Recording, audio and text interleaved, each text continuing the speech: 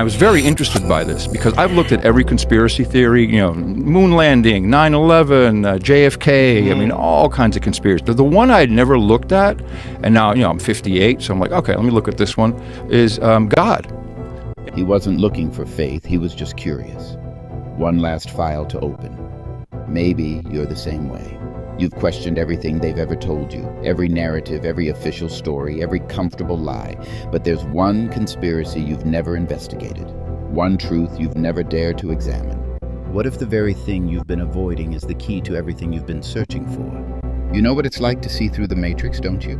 To realize that most of what you've been told your entire life is carefully crafted propaganda. To understand that the people in power have been lying to you about almost everything.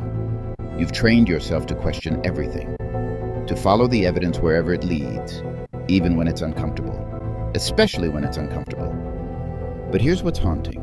If you can see through every other deception, why haven't you turned that same investigative mind toward the biggest question of all? If you're willing to dig into government cover-ups and corporate conspiracies, why does this one feel off limits? Maybe it's because deep down, you already suspect what you might find. And that terrifies you more than any earthly conspiracy ever could. He didn't find blind belief. He found evidence, patterns, history, something ancient and alive. What would happen if you stopped running from this investigation? What would happen if you applied the same ruthless pursuit of truth to the claims about Jesus that you apply to everything else? You know that feeling when you're researching something and the evidence keeps building, layer after layer, until you can't deny it anymore? When the dots connect so perfectly that fighting it becomes more exhausting than accepting it? That moment when you realize you've been asking the wrong questions.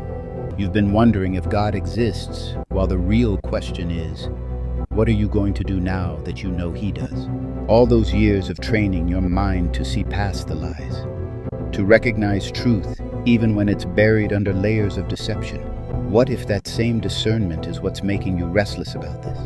What if the very skills that make you a truth seeker are the same ones drawing you toward the ultimate truth? And then comes the moment when everything clicks. That's when you realize Jesus wasn't part of the establishment. He was the ultimate threat to it. All this time you thought Jesus was part of the system, another tool of control, another way to keep people passive and compliant. But what if you had it completely backwards? What if the real Jesus, the one they don't want you to see, was the ultimate revolutionary, the one who challenged every power structure, exposed every hypocrite, threatened every institution that kept people enslaved?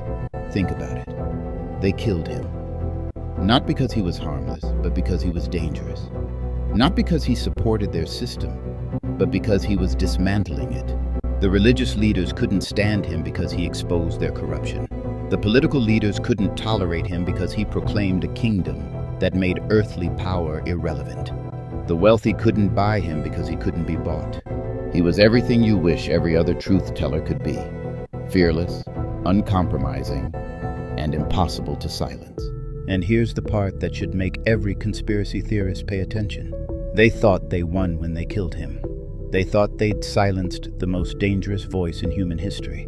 But 3 days later, that voice was back, and it's been exposing lies and setting people free ever since. You've felt it, haven't you? That emptiness that comes after you've seen through all the lies but haven't found anything solid to stand on. That exhaustion from constantly fighting systems without having a clear vision of what you're fighting for. This is what every truth seeker is really looking for. Not just the ability to see what's wrong with the world, but a framework for understanding what's right. Not just the power to tear down lies, but the wisdom to build something true. All those hours you've spent researching, investigating, seeking truth. What if that hunger was actually God drawing you toward Himself? What if your refusal to accept comfortable lies was preparation for accepting uncomfortable truth? What if the same restless spirit that won't let you believe the official narratives is the same spirit that won't let you settle for a meaningless universe? Here's where it gets personal. You can keep investigating everything except this. You can keep seeking truth in every area except the one that matters most. You can keep questioning everything except the question that could actually change your life. Or you can do what every real truth seeker eventually has to do.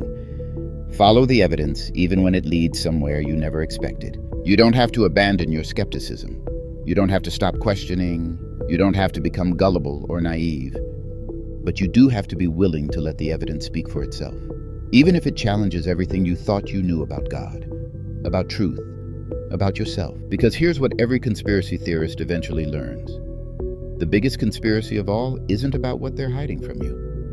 It's about what you're hiding from yourself. The truth that you matter, that your life has purpose, that there's someone who knows every injustice you've uncovered, every lie you've exposed, every truth you fought for, and he's been with you through all of it. You've been searching for truth your whole life.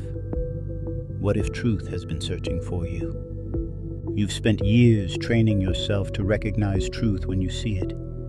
Your instincts have been sharpened by countless investigations. Your discernment has been honed by exposure to endless deceptions.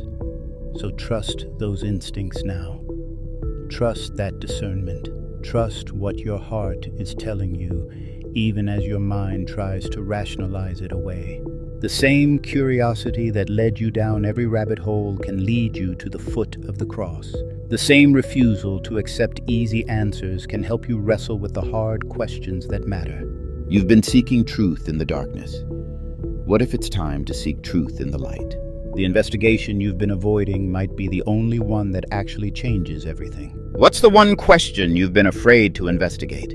What's the one truth you've been running from? If you've spent your life seeking truth, don't stop now. Don't let fear of what you might find keep you from the discovery that could change everything. What questions about faith do you wish someone would answer honestly? If this video challenged you to examine the one conspiracy you've been avoiding, hit that like button and subscribe for more honest conversations about the intersection of truth-seeking and faith. The evidence is there.